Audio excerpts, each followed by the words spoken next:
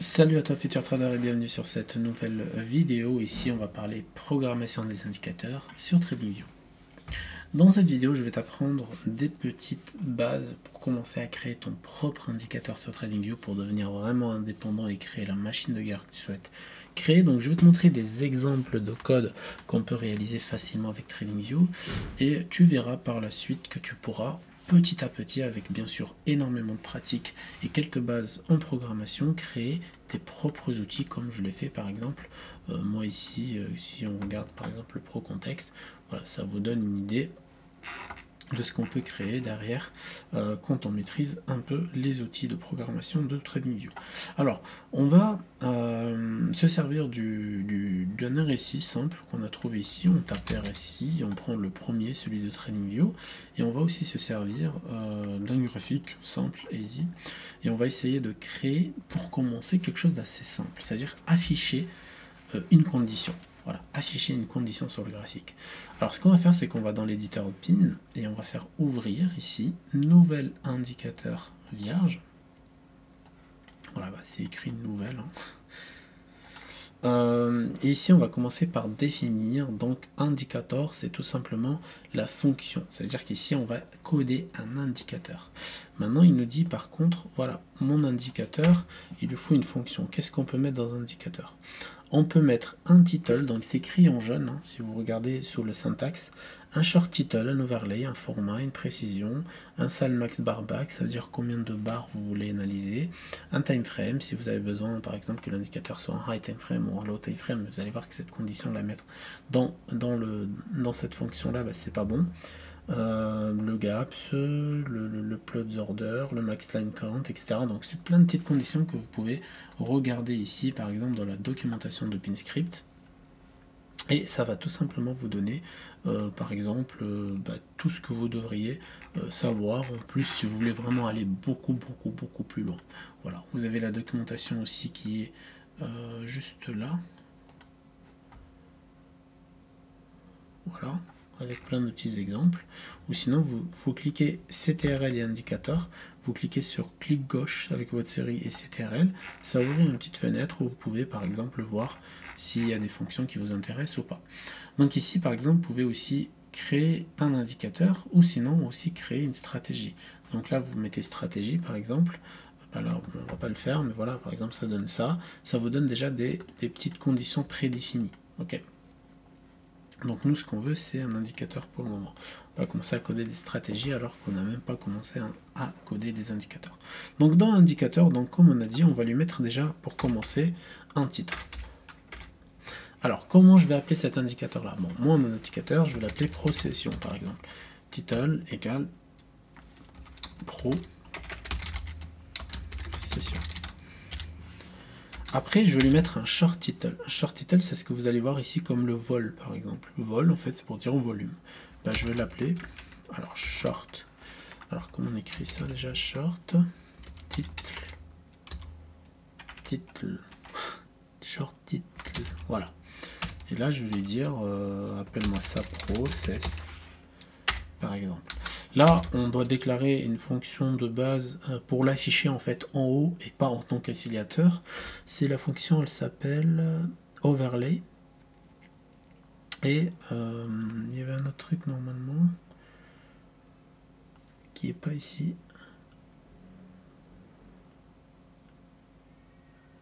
Ah, on va commencer par l'overlay, on va essayer. Overlay, donc c'est un booléen. Donc un booléen c'est vrai ou faux. Par exemple là on va lui mettre vrai, true.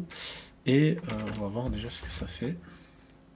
Procession, oui, je vais bien le sauvegarder. Alors pour sauvegarder, c'est CTRL S et là ajouter au graphique.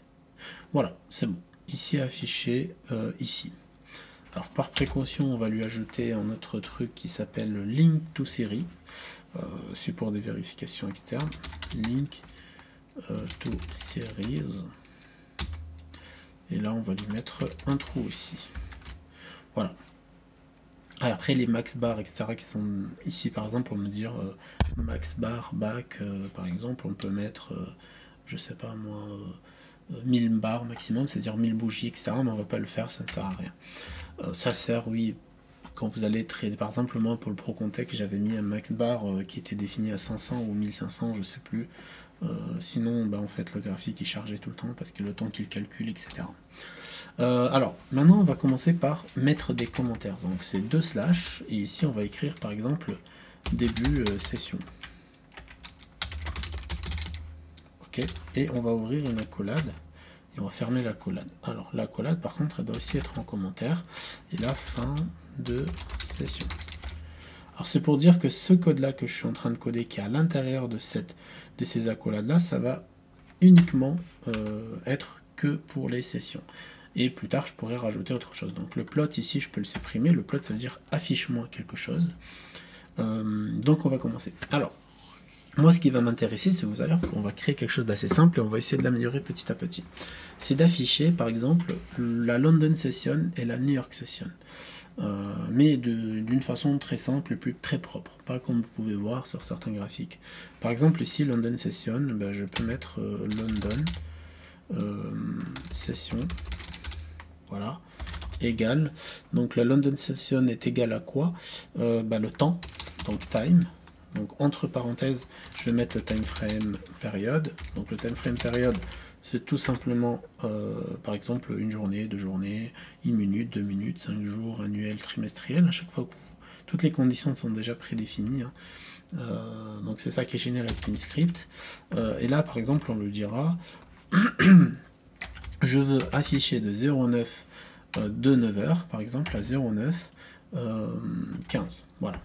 Et si par exemple je m'arrête là et je dis ok bah, affiche-moi ça et je lui dis par exemple je définis une condition pour une variable, alors ça c'est une variable pour afficher bah, alors ça c'est une variable en fait pour afficher ça parce que je peux pas appeler ça directement, je suis obligé de créer une autre variable qui lui dire par exemple qui va lui définir une couleur. Par exemple je vais lui dire ici alors peut-être que je peux, je sais pas, je vais essayer. J'ai jamais essayé. London pour voir. Non. Ah bah oui, c'est normal, elle n'existe pas.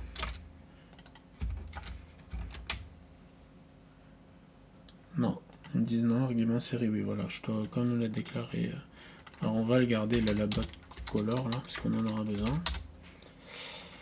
Alors maintenant je dois lui dire par exemple London est égal NA, hop. On rentrera dans les détails si ce genre de vidéo vous plaît, hein, ne vous inquiétez pas. Par exemple, on va lui dire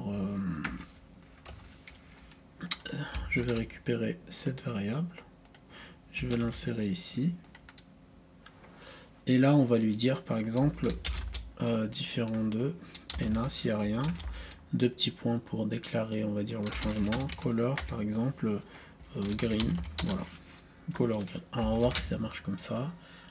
Voilà. Là en fait ces petites lignes m'ont permis d'afficher toutes les ouvertures de Londres. Sauf que là, à chaque fois, l'ouverture, elle est à 11h. Vous voyez ici, on est entre 11h, hop, on est entre 11h et 11h15. Et donc, ma condition, logiquement, elle est fausse, parce que si je vais, par exemple, sur un DAX futur, voilà, et ben je vois que ma ouverture, elle est à 9h. Ouais, c'est bizarre. Ici, elle est à 9h, mais ici, elle est à 11h. Ici, carrément, elle est à 13h. Oui, tout simplement parce qu'il prend en compte le time frame. En fait, ce qu'il fait, c'est qu'il prend en compte le time frame par rapport à l'actif et où elle est hébergée. Par exemple, quelque chose qui est à Londres, par exemple, entre le Dow Jones, regardez, si je vais sur le Dow Jones maintenant, j'ai une ouverture à 15h, vous voyez, et moi ça m'arrange pas. Moi je veux l'ouverture aussi à 9h du matin du Dow Jones pour voir sa réaction pendant l'ouverture des marchés. Et donc là, je vais retourner dans le code et je vais commencer à rajouter d'autres conditions. Donc déjà, à côté de 9h015, je vais tout simplement rajouter comme quoi il doit prendre en compte tous les UTC, les GMT, etc. Donc je mets 1, 2, 3, 4, 5, 6, 7 par exemple. Et là, hop, je vais mettre une virgule pour me dire que là, je déclare autre chose. Et là, je vais lui mettre un GMT plus 2. Voilà. Si je lui mets un GMT plus 2, hop, vous voyez, automatiquement, maintenant j'ai... Alors sur le futur, ah oui, ça c'est normal, alors regardez. là ici, hop, c'est normal qu'il m'affiche ça à 8 heures parce que la semaine dernière on n'était pas en... Alors cette semaine du coup, on a changé d'heure aujourd'hui, on est dimanche, et donc logiquement ici, c'est normal qu'il m'affiche 8 heures, parce qu'on avait 1 heure en moins, d'accord? Et vu que moi dans le code j'ai déclaré GMT plus 2, si je mets GMT plus 1, ben en fait il va m'afficher l'ouverture carrément à 9 heures, vous voyez? Mais moi ça m'arrange plus, je veux un GMT plus 2 parce que maintenant on a changé d'heure, on est en heure d'été. Donc comme on est en heure d'été, je veux dire GMT plus 2 mon pote, s'il te plaît. Et là, vous allez voir, par exemple, si on va sur n'importe quel crypto, alors maintenant on va sur n'importe quelle action, bah, du coup, l'ouverture sera toujours... Alors, je sais pas pourquoi ça marche pas ici. Oui, il faut attendre que ça charge. Carrément, ça marche même plus. Pourquoi? Je vais faire une connerie.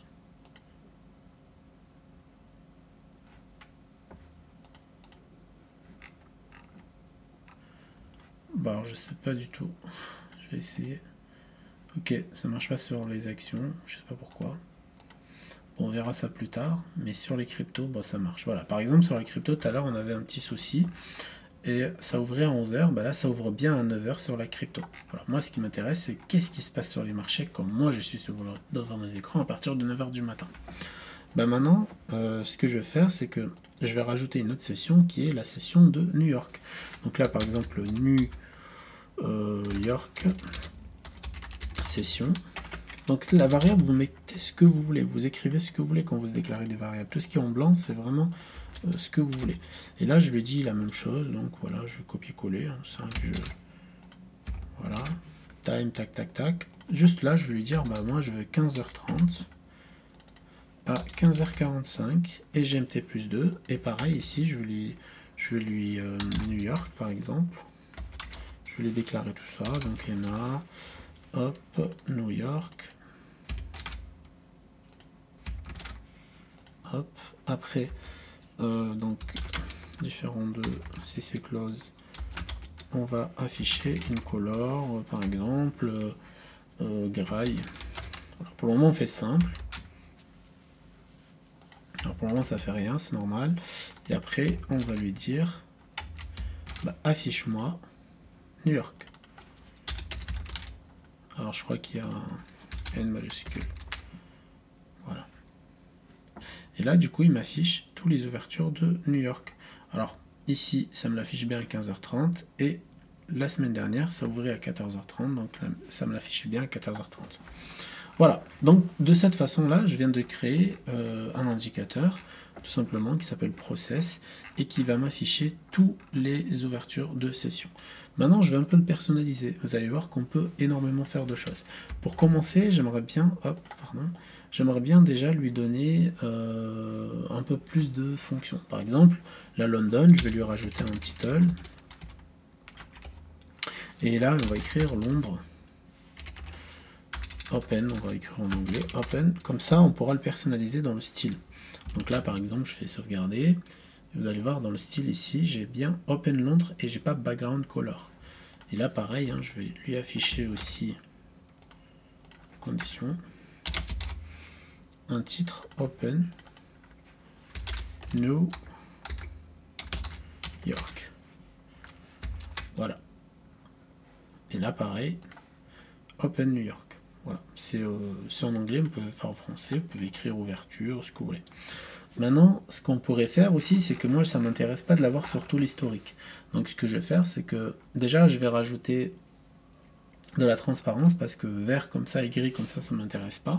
Donc, ce que je vais faire, c'est que je sais pas si je peux le faire ici.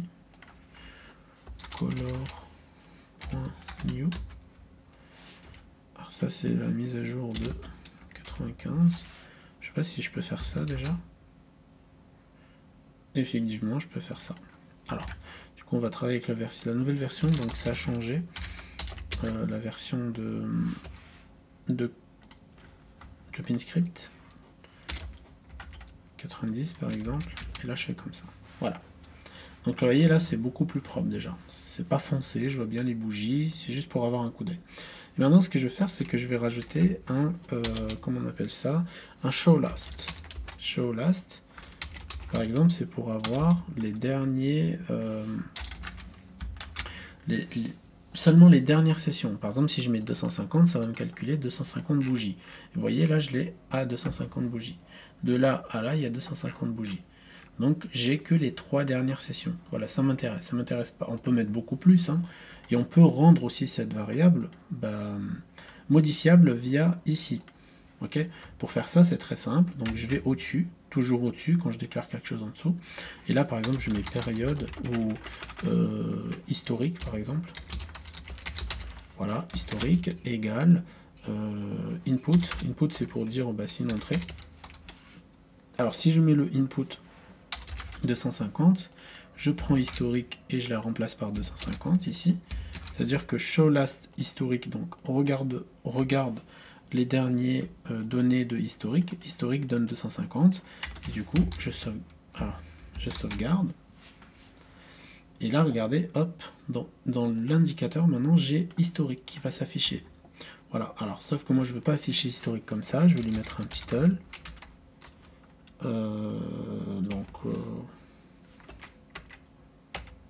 Voilà.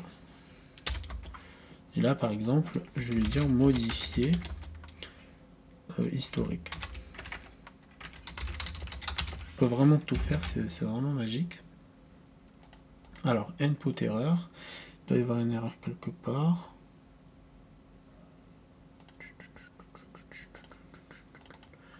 Title, du coup. Vous voyez, quand il y a des erreurs, du coup, ils me disent il y a une erreur de syntaxe. C'est-à-dire que j'ai dû mettre quelque chose qui ne va pas, quelque part.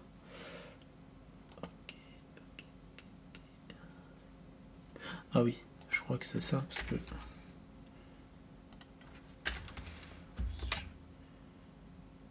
Non, même pas. Input, ah oui, input 250. Alors là, je comprends pas. Oui, il faut que je dise d'abord l'entrée, et après je déclare le titre. Normalement, c'est ça.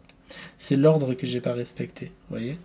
Et là, pareil, quand je vais ici, il me dit modifier historique. Voilà, c'est ce que j'ai écrit ici, tout simplement. Et donc là, ça me donne que je peux modifier ou pas. Après, je suis pas obligé de faire ça. Je peux ne pas l'avoir, donc je peux juste mettre historique 250 et hop, ça va me donner quand même la même chose, sauf que là, j'aurais pas de, je pourrais pas le modifier d'ici. Donc ça, c'est à vous de voir si vous voulez faire des modifications sur des conditions que vous allez rentrer. Et on va le voir ici, par exemple. Ici, au début du code, on va mettre un truc, par exemple, si je veux afficher ou pas les sessions. Par exemple, là, j'aimerais bien les désactiver, mais je peux pas les désactiver, je suis obligé d'aller dans style et faire ça. C'est vraiment pas très pratique. Donc là, ce que je vais faire, c'est je vais rajouter une variable que je peux créer. Par exemple, voir session est égal. Donc voir session est égal à quoi? Est égal à input entre parenthèses true, par exemple. Et true, ça veut dire vrai. Je veux que mon entrée soit vraie. Et ici, je vais lui dire, par exemple, title. Et là, je vais lui dire, par exemple, voir session. Voilà. Je fais OK. Donc là, il n'y a rien qui change. Hein, OK. Parce que je coche ou je coche pas, en fait, ça ne marche pas. C'est normal parce que maintenant, il faut que voir session, je l'intègre dans ma condition d'affichage. Dans background color, ici, tout simplement, avant de mettre background color, je vais faire voir session. Après, je vais mettre une interrogation. OK. London, donc, tout simplement 2.na ou rien. Et vous voyez, regardez ici, boom, si je sauvegarde, regardez, si je fais voir session, il y a la session d'ombre qui disparaît. Mais moi, j'aimerais bien que ça disparaisse pour les deux. Donc pareil, hein, je refais la même chose. Donc on va l'écrire comme ça. Donc voir session, interrogation. Est-ce que je veux voir session? Hop, ENA. OK, sauvegarder. Et là, pareil, si je veux voir ou pas. Voilà. Alors, si par défaut, je veux que ça soit sur false, sur default, je peux faire sauvegarder. Et logiquement, par défaut, ça sera sur false. J'ai juste à l'activer moi-même. Si je veux plus le voir, je fais désactiver. Voilà. Déjà ici, on a optimisé. Maintenant, qu'est-ce qu'on peut rencontrer comme autre programme? C'est la plupart des indicateurs que vous allez trouver sur TradingView. C'est que quand vous allez par exemple en daily, rapidement je vais en daily. Alors en daily, ça marche pas. 4 heures. Si ça marche pas, ah oui, ok, c'est marche pas aussi. Voilà, quand je veux 1 heure par exemple, ben j'ai ça. C'est bizarre que je le vois pas sur tous les UT.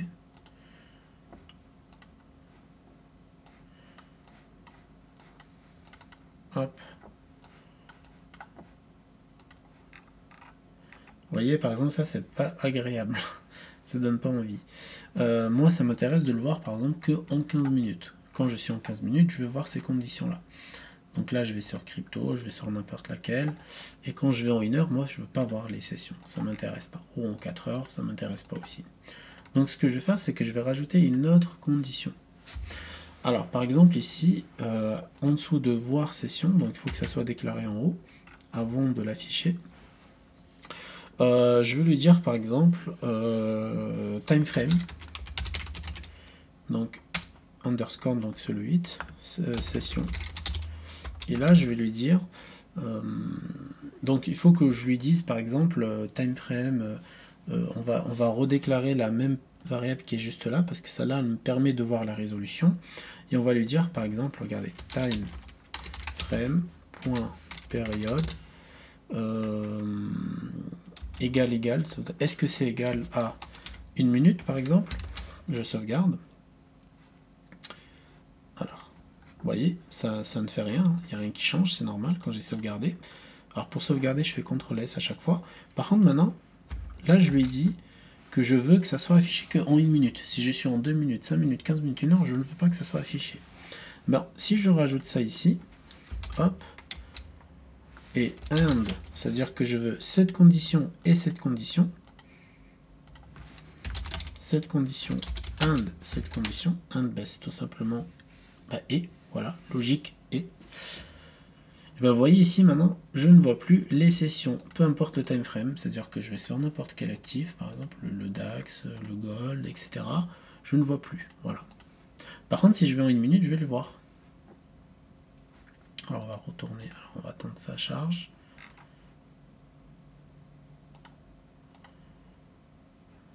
Alors ça met du temps à chercher sur le Gold, c'est normal, c'est un flux futur.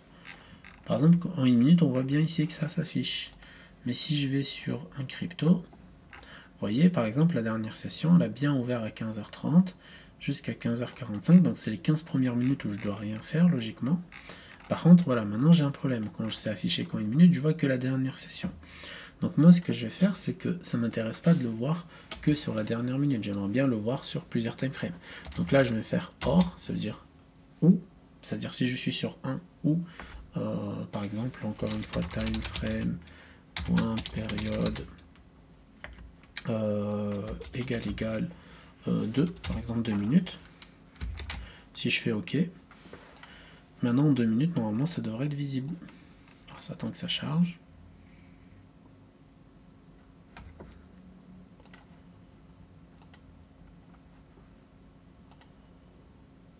Voilà, en 2 minutes, maintenant c'est visible. Alors Sarteta, je sais pas pourquoi ça bug.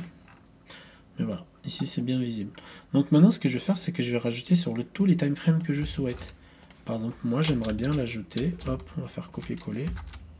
Hop, hop. Donc 1, 2, j'aimerais bien l'afficher sur 3, sur 5, et pour finir, mon time frame favori sur 15. Voilà. Maintenant si je vais sur 5, je devrais les voir. Si je vais sur 15, je devrais le voir aussi. Voilà. Si je vais sur 1, bah, je ne verrai plus.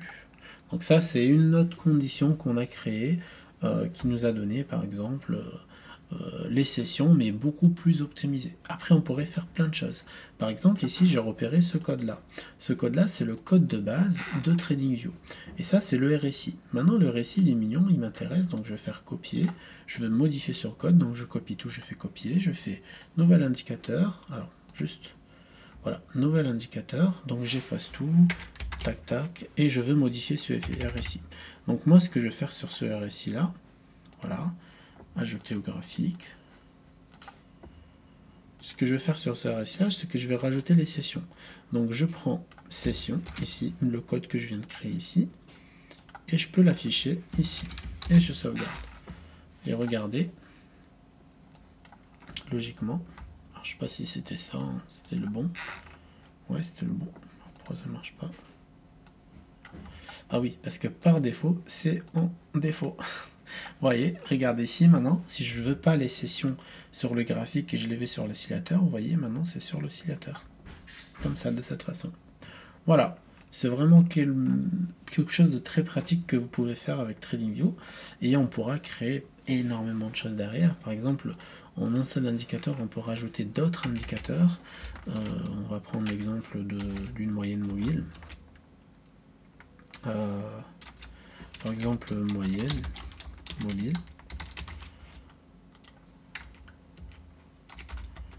Donc fin moyenne mobile. Donc une moyenne mobile, c'est un len par exemple, égal 50. Alors si je me trompe pas, une moyenne, comment je déclare ça déjà? Len 50, ta.sma. Voilà, je lui ramène une len par exemple. Alors je crois que c'est ça, hein. Plot. On va remettre un ma SMA par exemple. Plot ma SMA. On va voir si ça marche. Ok, il me dit ok, oui c'est normal, il faut mettre la source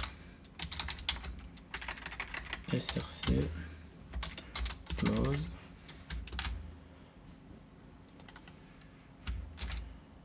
len tac tac tac tac tac tac tac tac tac. Sinon je vais faire un truc comme ça.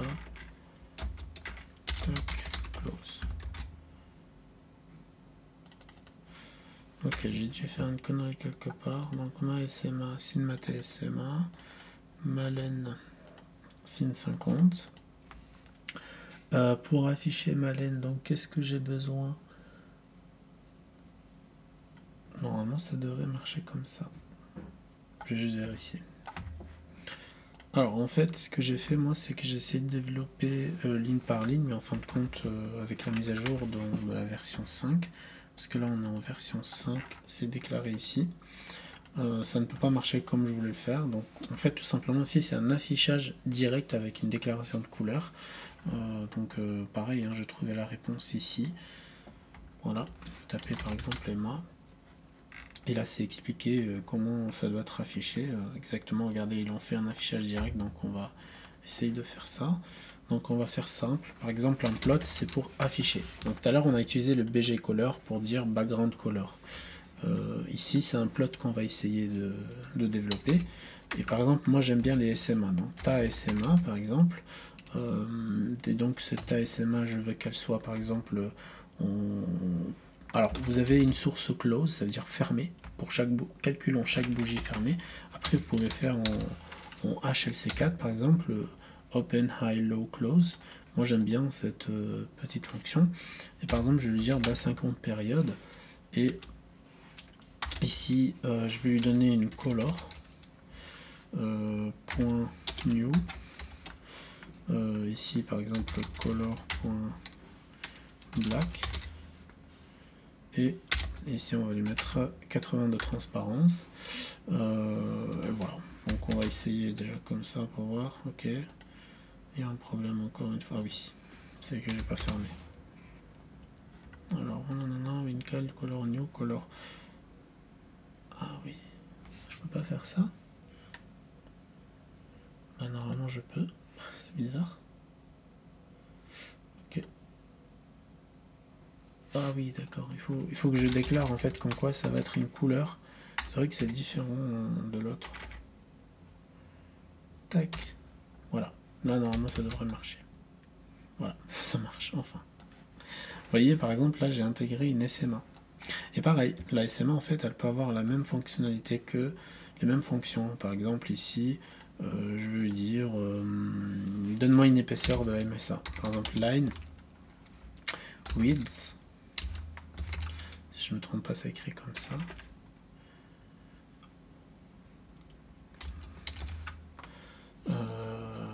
Line width, donc égal, par exemple, 2.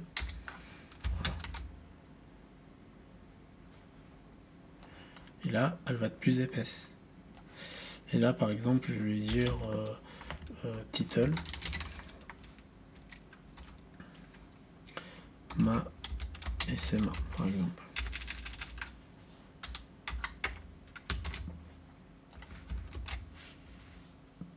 Voilà. Donc là, dans style, je vois bien ma SMA. Et là, par exemple, pareil, hein, je peux faire autre chose. Par exemple, voir ma SMA. Ok. Et là, je peux mettre true, input, pardon. Input. True, par exemple. Et là, en title, voir ma SMA. Et donc là, juste que je déclare ça, hop. Alors, c'est quoi l'erreur du coup? Syntax error in input, ouais. C'est pas grave. Hop, hop. Normalement, il n'y a plus d'erreur. Ah si. True. Ok.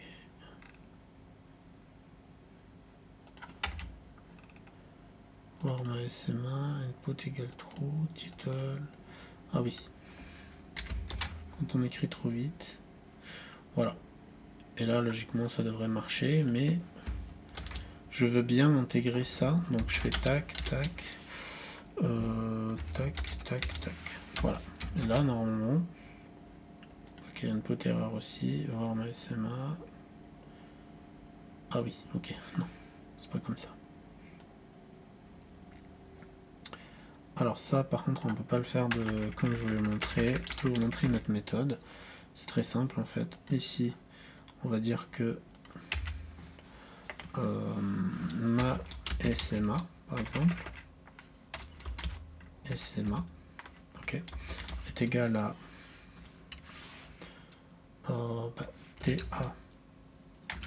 ta.sma, entre parenthèses OHLC4, 50 par exemple.